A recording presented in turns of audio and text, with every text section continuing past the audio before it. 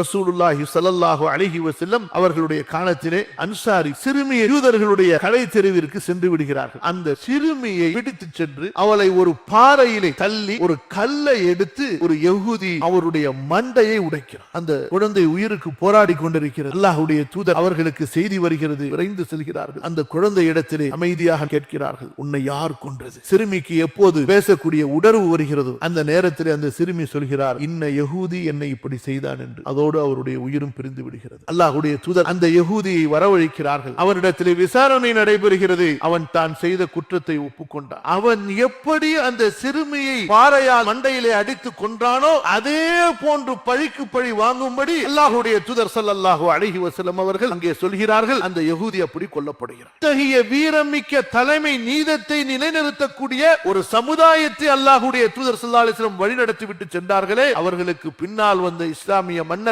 கலீஃபாக்கள் இதே நீதத்தின் அடிப்படையில் அவர்கள் ஆட்சி செய்தார்கள். முஸ்லிம்களுடைய உயிர் பொருள் அங்கே பாதுகாக்கப்பட்டது. இங்கே நம்முடைய ஆட்சியாளர்களுடைய பலவீனம் என்ன? முஸ்லிம்கள் யார் எங்கே கொல்லப்பட்டாலும் அதை பற்றி நமக்கு என்ன கவலை என்ற நிலையில் நாம் இருக்கின்றோம்.